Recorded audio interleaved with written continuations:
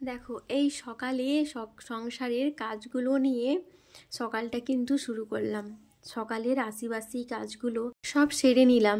এতগুলো বাসন ছিল, বাসনগুলোকে ধুলাম, বাসনগুলোকে ধুয়ে সব পরিষ্কার করে নিলাম, আর রুমগুলোকেও কিন্তু ঝাড়ু ঝাঁটা দিয়ে পরিষ্কার করে নিলাম।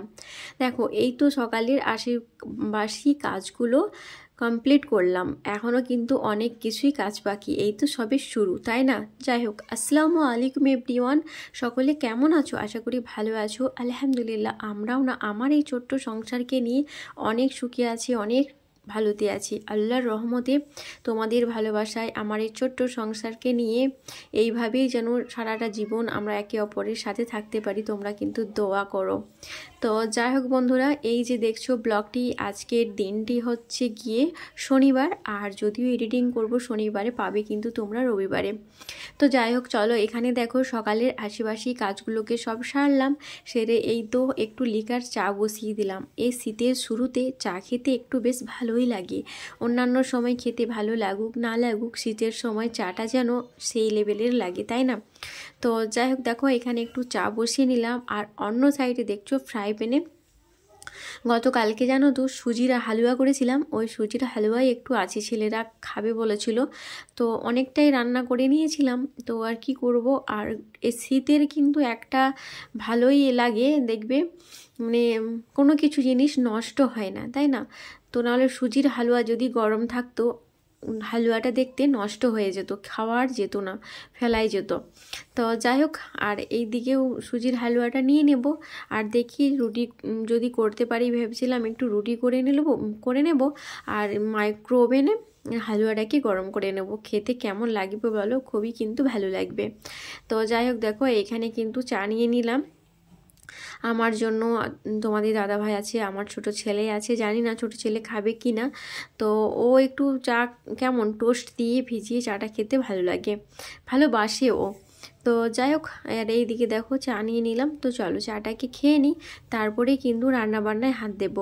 কেন বলো তো, এখন যদি রান্নাবান্না শুরু করি তো কোনো কিছুই কাজ হবে না, কেননা রুম পরিষ্কার করার ব্যাপার আছে। এই তো শুধু ধরো আমার কিচেন রুমটাকে পরিষ্কার করতে পারলাম, সকালের ব্রেকফাস্ট সারলাম। যদিও দুপুরে কি রান্না করব না রান্না করব এখন তেমন কোনো কিছু সিদ্ধান্ত নেইনি, তো জানি না কি রান্না হয়, তো দেখা যাক কী কী নিই না নিই। আর শীতের সময় সব শাকসবজিটা অ্যাভেলেবেল, তাই না? আর শাকসবজি রান্না করতে বেশ ভালো লাগে আর খেতে ভালোবাসি। তো দেখো এই রুমে এলাম, এই রুমে এসে রুমগুলোকে বেশ পরিষ্কার করে ঝাড়ু দিয়ে নিলাম, বেড কভারটাকে টান টান করে পেতে নিলাম। তো এখন যাব কিন্তু এই রুমে। তো এই রুমে এসে দেখলাম, দেখো আর আমরা জানো তো চাষের চাল খাই, আমার বছরের চাল কিন্তু আমার আব্বারাই দেয়, মা সিদ্ধ শুকনো করে সব দিয়ে পাঠায় আমাকে। বছরের চাল আমাদের কিন্তু কিনতে হয় না, কিন্তু 12 বছর তো মানে 12 মাসই আমরা ধরো চাষের চাল খেয়ে আসি। তো মিল চালটা খেতে একটু ইচ্ছে করলো, তো এই কারণে দেখো এক বস্তা নিয়ে চলে এসেছে মিল চাল। এটা হচ্ছে গিয়ে বাঁশকাঠি চাল। তো মাশাল্লাহ চালটা কিন্তু খুবই ভালো, ভাতও অপূর্ব ভাত হয়। আর আমার একটা কি অভ্যাস জানো তো, মানে সরু চাল খেয়ে খেয়ে না মোটা চালের দিকে একবারে চাহিদা নেই, মানে খেতে পারি না আমি। তো আমি মোটা চাল খেতে পারি না বলেই আমার আব্বা আমার জন্যে বেশি করে ধান চাষ করে, যাতে আমার সরু চালটা চালটা যেন বছরে হয়ে যায়, আমাকে যেন কিনে না খেতে হয়। তো এই কারণে একটু আনন্দ মানে লাগলো যে একটু মিলের চাল খাবো। তো এই যে মিল চাল নিয়ে চলে এসেছে, তো এটাতে বস্তা থেকে এটাতে একটু নিয়ে নিচ্ছে, কেননা যতটা প্রয়োজন মতো এখান থেকেই নেব, কেননা এত বড় বস্তা থেকে তো বারবার আর নেওয়া যাবে না। তো যতটা ব্যবহার করার অতটাই নিয়ে নিলাম, নিয়ে ভালো করে চালের ইটাকে বস্তাটাকে ভালো করে মানে মুড়ে রেখে দেবো। কেন বলো তো, না হলে তো ইঁদুর ঢুকে যেতে পারে, ওর ভিতরে পটি করে দিতে পারে, তাই না? তো যাই হোক, চলো এখানে চালটা কিন্তু নিয়ে নিলাম আমাদের ব্যবহারের জন্যে, আর বাকি চালটা যেটা আছে দেখছো ওটাকে এখন ভালো করে মুখটাকে বেঁধে রেখে দেব। তো এই দেখো মুখ মানে চালের বস্তার মুখটাকে ভালো করে বেঁধে দিলাম, বেঁধে দিয়ে এটাকে এখন রেখে দেব ওই রুমে। তো চলো এটাকে এখন ওই রুমে রেখে দিই, রেখে দিয়ে তারপরে রান্না করব। ভাতটা তো আগেই বসিয়ে নিই, আর কি রান্না যে করব জানি না। মানে একটাই সমস্যা দেখবে যে কি রান্না করব। তো যাই হোক, আর যাই রান্না করি না কেন ছেলেদের জন্য এক রান্না করতে হয়, আর আমার বড়মশাইয়ের জন্য আরেক রান্না করতে হয়। কেন বলো তো, ও যদিও মাছ মাংস খেতে একবারে ভালোবাসে না, ওর যদি শাক সবজিটা হয় খেতে ও খুবই ভালোবাসে। তো যাই হোক, শাক সবজি রান্না করব। তো আর কি কি করি না করি সাথে থাকো, সবই তো দেখতে পাবে।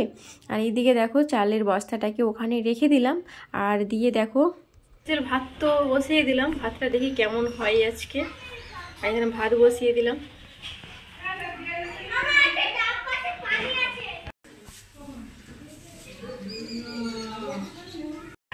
এই যে ভাত বসিয়ে দিলাম, আর ছোট ছেলেকে এখন খিদে লেগে গেছে, ওকে রেডি করিয়ে দেব। কেননা আজকে যদি হচ্ছে গিয়ে শনিবার, আজকে হাফ ছুটি, তো ওকে খাওয়াবো। তো খাইয়ে রেডি করিয়ে স্কুলে ছেলেকে পাঠাবো। তো চলো, ছেলে এখন খাবে এপি, ছোট ছেলেকে এপি রান্না করে দেবো। আর এপিটা খেতে একটু বেশি ভালোবাসে ও, ভাতের থেকে মানে নুডলস এই সবই খেতে একটু বেশি ভালোবাসে। তো যাই হোক, আর এই দিকে দেখেছো ভাত বসালাম, ভাতটাও আমার হয়ে গেছে অলমোস্ট। আর এখানে দেখো আদা রসুনের পেস্ট ছিল না, আদা রসুনের পেস্ট করলাম ফ্রিজে রাখার জন্য। আর এখানে ছেলে এসে গেছে, আম্মাজি আমাকে খেতে দেবে না।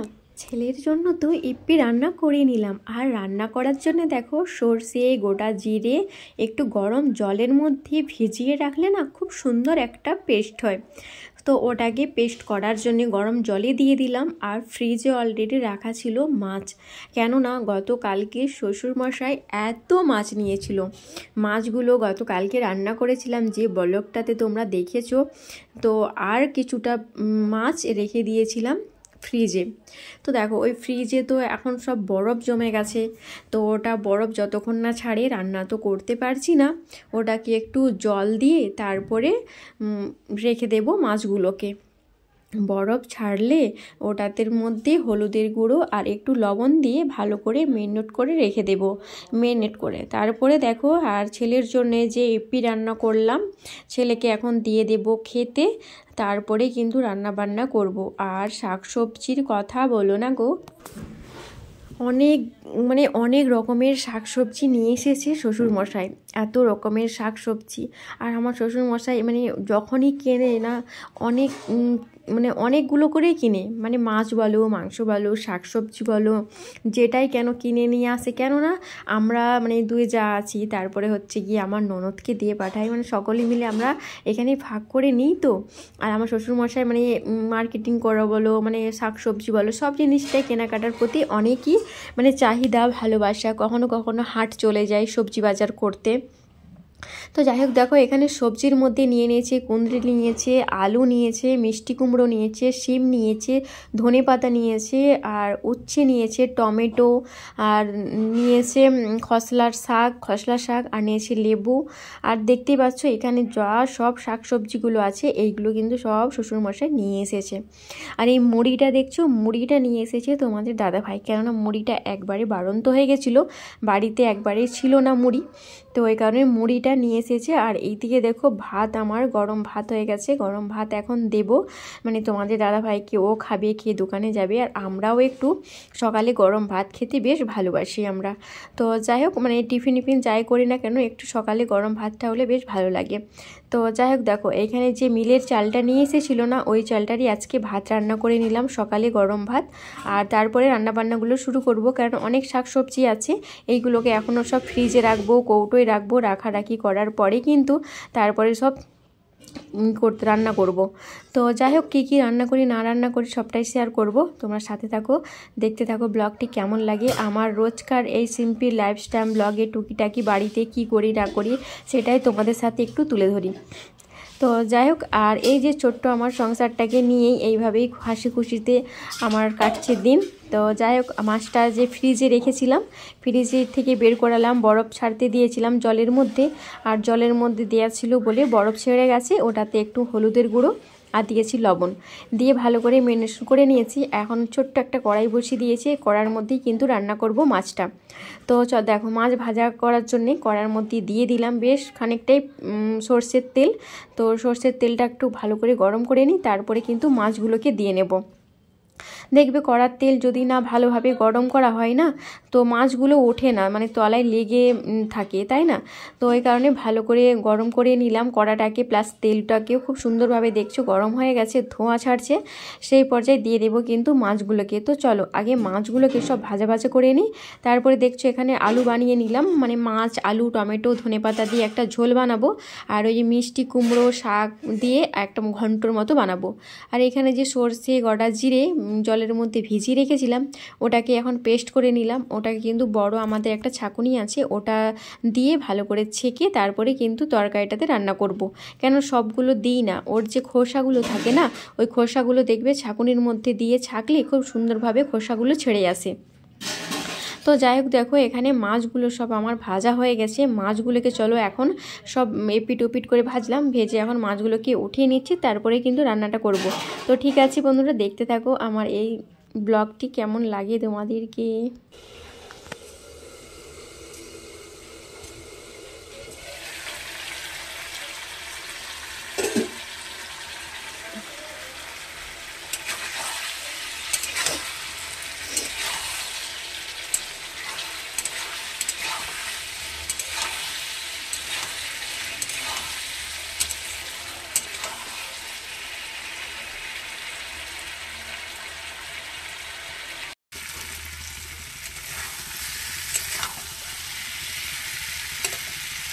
এইদিকে মাছ রান্না করার জন্যে মশলাটাকে তো বেশ ভালো করে কষিয়ে নিলাম। তেলের মধ্যে ফোড়নে দিয়েছিলাম, তেমন কোনো কিছু দেওয়া হয়নি, মানে পেঁয়াজ দিয়েছিলাম। পেঁয়াজটা ভালো করে লাল হবার পর কিন্তু আলু দিলাম, আলু টমেটো বেশ ভালো করে একবার কষিয়ে নিলাম। তারপরে সব মশলাগুলো দিয়েছিলাম, হলুদের গুঁড়ো, লঙ্কার গুঁড়ো আর গোটা জিরে তো পেস্ট করেইছিলাম সর্ষের মধ্যে, ওই কারণে আর দিলাম না। দেখো মাছ রান্না করার জন্য মাছের ঝোলটা ফুটে এসেছে। এখন মাছ যেগুলো ভেজে উঠিয়ে রেখেছিলাম ওইগুলোকে এখন দিয়ে নেব। আর শীতের সময় ধনেপাতা তো মাছের মধ্যে খুব একটা ভালোই লাগে। তো এই যে মাছ দিয়ে দিলাম, দেওয়ার পর তারপর ধনেপাতা দেবো, তারপরে কিন্তু আমার মাছ রান্না পুরো কমপ্লিট। আর এখন একটা সবজি রান্না করব, উচ্ছে ভাজা করব। তো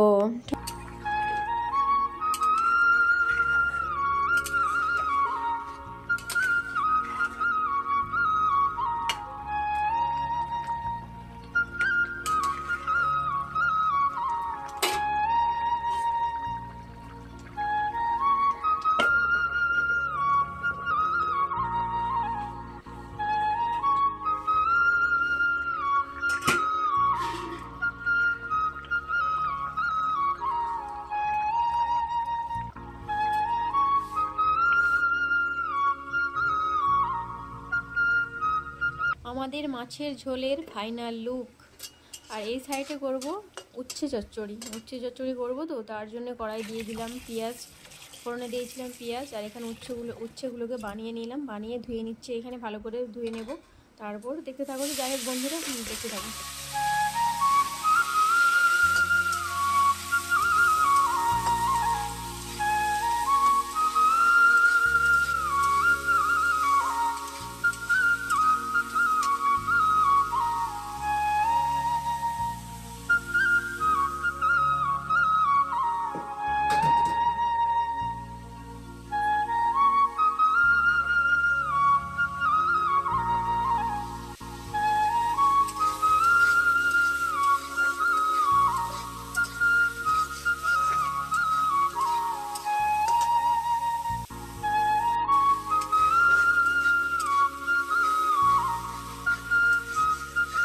উচ্ছেগুলোকে দিয়ে দিলাম তেলের মধ্যে, দিয়ে ভালো করে একটু মানে ভাজা ভাজা করে নিলাম।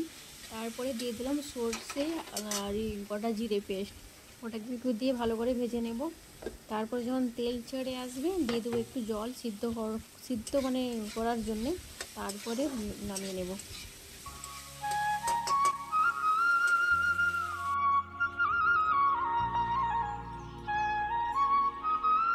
আর এখানে দেখো খসলা শাক রান্না করার জন্য শাকগুলো তো এখনও পরিষ্কার করা হয়নি, মানে করা হয়নি শাকগুলো, কেন রান্না করেছিলাম। এই মাছ রান্নাটা হলো, একদিকে রান্না করছি আর অন্যদিকে কিন্তু শাকগুলো পরিষ্কার করে বেছে নেব।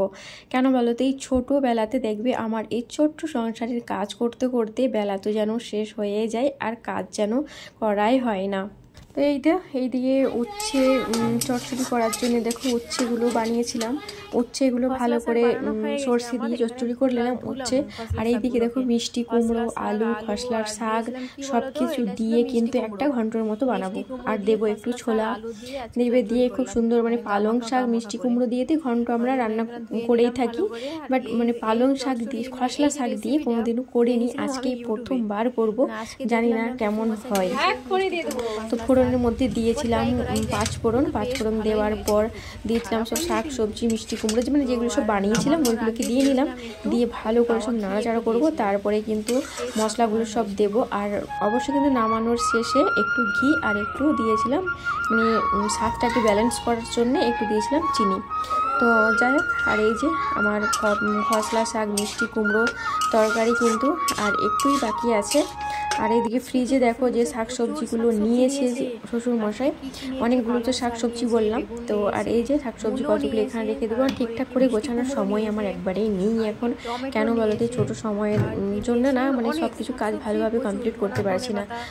এখন এইরকমভাবেই রেখে দিলাম, পরে কিন্তু এগুলোকে সব কৌটোর মধ্যে যেখানে যা রাখার ঠিক তেমনভাবেই রাখবো। আপাতত এখন এরকম করেই রেখে দিলাম। আর কৌটোগুলো সব খাবার আছে ওইগুলোকে আমার ঠিক করে রাখতে হবে, একটার পর একটা রাখা আছে। তো যাই হোক চলো, ফ্রিজে এইদিকে রেখে দিলাম। তারপরে এখনও রুমগুলোকে সব পরিষ্কার করব, ঝাড়ু দেবো, স্নান সারবো, এখনও কিন্তু অনেক কিছুই কাজ বাকি আছে।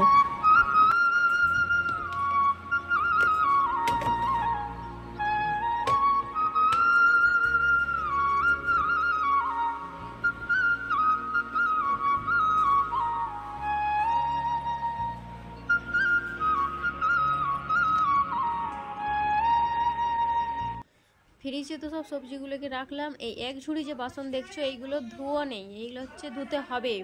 তো এখন চান করবো আর এই বাসনগুলোকে ধুবো।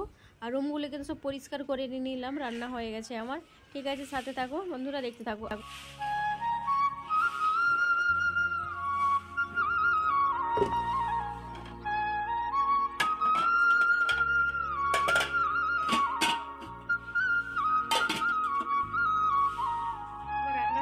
দেখালাম তো কি কি রান্না করলাম। আর এখানে আছে